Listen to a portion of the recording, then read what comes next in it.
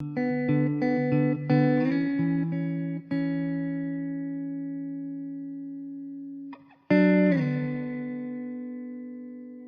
faut beaucoup se concentrer sur l'autofinancement. Vous savez, quand vous devenez un bon vendeur, que vous comprenez c'est quoi l'entrepreneuriat, c'est très facile pour vous. Comme je vous ai dit la dernière fois, tout ce qu'on a ici, on l'a autofinancé. C'est pour ça qu'on va étape par étape. Et moi, je suis très à l'aise avec ça. Il y a des gens qui auraient pu venir ici en janvier et vont dire « Ah, toi aussi, le grand Yanamon, tu es dans un coin, tu n'as même pas encore split. » Mais je vais à mon rythme parce que je veux que l'activité s'autofinance d'elle-même.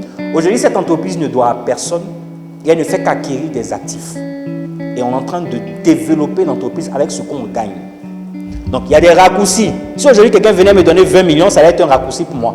Je n'ai pas pris ce raccourci. J'ai payé le prix. Vente après vente, jour après jour, en nous fixant toujours des objectifs. Donc, toi, dans ton cas d'espèce, tu aurais pu démarrer cette activité à partir de 0 francs.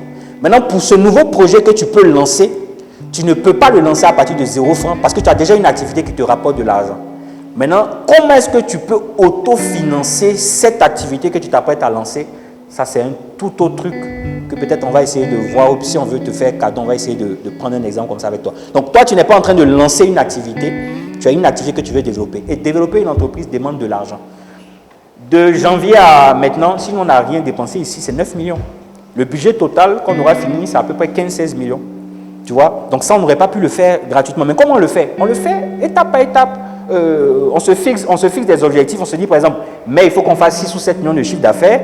Quand on regarde nos charges, on va dégager telle marge de bénéfices. Les bénéfices vont être injectés pour financer le développement de l'activité. Donc ce qui coûte cher, c'est le développement d'un business.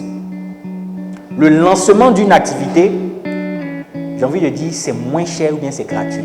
Par contre, développer un business, ce n'est pas cadeau. Tu ne peux pas développer ton business avec 0 francs. C'est impossible. Parce que même quand tu dois recruter les gens, tu les payes à la fin du mois. Le local, tu payes le loyer. Donc, tu vois que là, tu es confronté à des charges réelles. Alors que quand tu commences, tu n'as pas encore de loyer. Je ne sais pas si tu vois, quand tu démarres, tu n'es pas obligé d'aller prendre un local. Si tu prends un local, tu dois payer le loyer. Si tu n'as pas de local, tu ne payes pas le loyer. Je ne sais pas si tu vois la différence. Donc, on peut démarrer avec 0 francs jusqu'à atteindre un certain niveau. Et à partir de ce niveau-là, quand tu produis suffisamment de charges, tu peux maintenant permettre à l'entreprise de s'autofinancer.